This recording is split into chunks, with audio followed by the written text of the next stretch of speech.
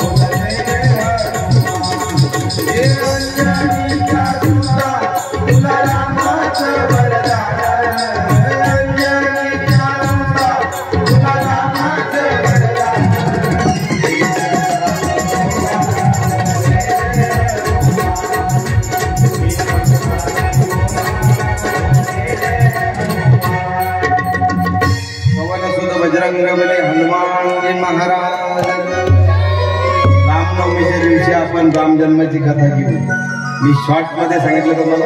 पाहुणे मंडळी आली म्हणून मी हा विषय घेतला, नाहीतर मी डायरेक्ट अगदी रामप्रभूंच्या वनवासाकडे वळणार होतो.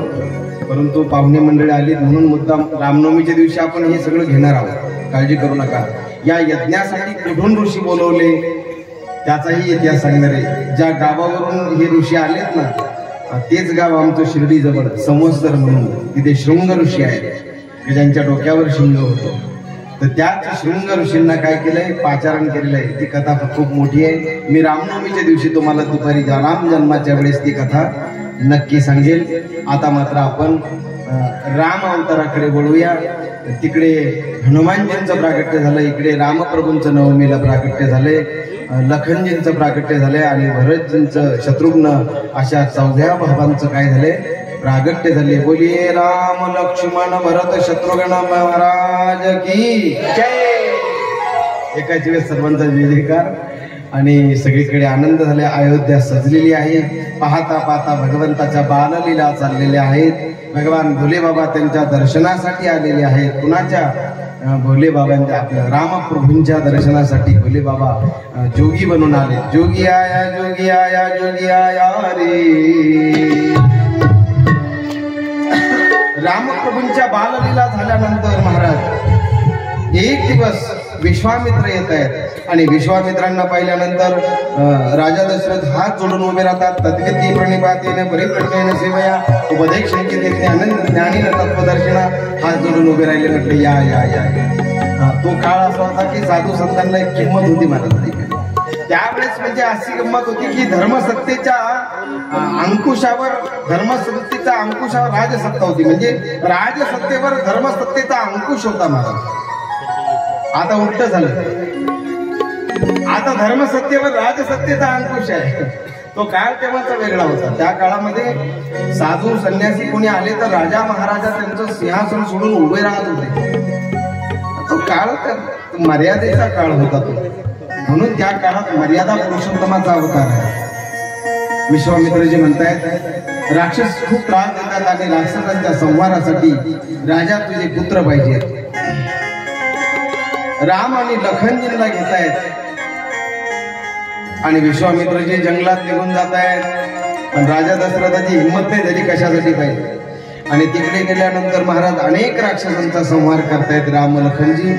आणि श्री रामप्रभू आणि लखनजी भैयांना घेऊन विश्वामित्रजी कुठे जात आहेत? राजा जनकाच्या दरबारामध्ये जात आहेत. निमंत्रण आलेलं आहे आणि तिथे स्वयंवरासाठी निमंत्रण आले. वास्तविक पाहता विश्वामित्रांना सर्व माहिती होतं. त्यांनी सांगितलं की आपण त्यांना घेऊन जाऊया. म्हणून रामजी जात आहेत.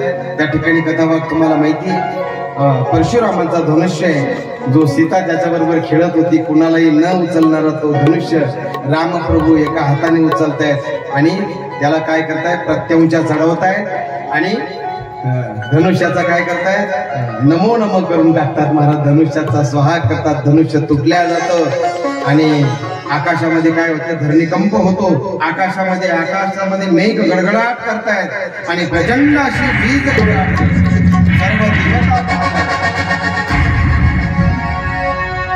आणि त्याच्यानंतर सीता स्वयंवर होते. सीता मैया, जानकी मैया, रामप्रभूंना वरून चारही भावंडांचा त्या ठिकाणी विवाह होतोय. राम, लक्ष्मण, भरत, शत्रुघ्न अयोध्येमध्ये येत आहेत. आनंदाने काही दिवस संसार चाललेला आहे. परंतु त्याला सुद्धा नजर लागली महाराज. कौशल्या आपल्या कैकेयी मातेने 2 वर राखीव ठेवलेले होते महाराज.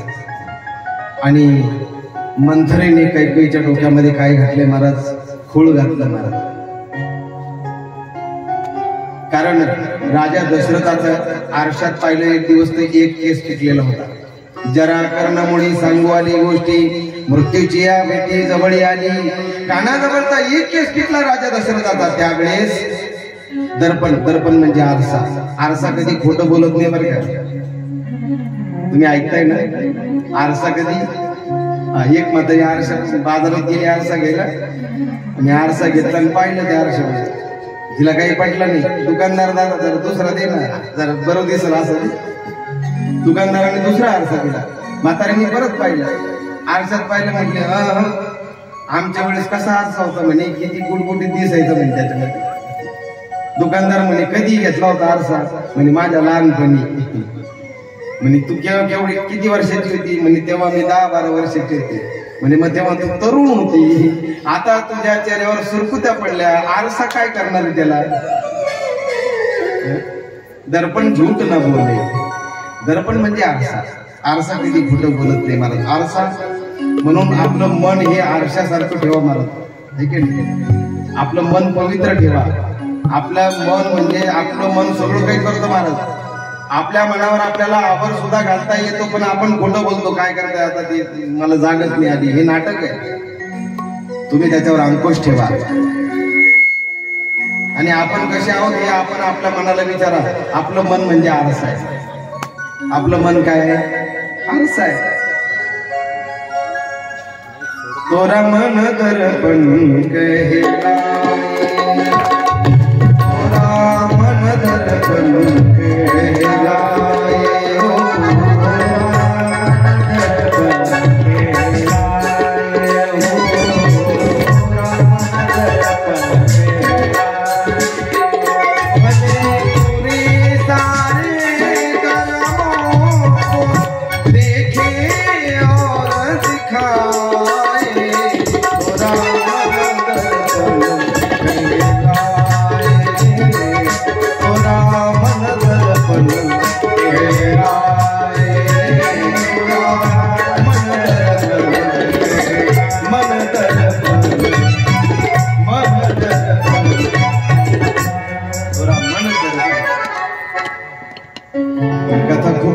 असते परंतु काय नाही. रात्र थोडी सुंदर फार आहे.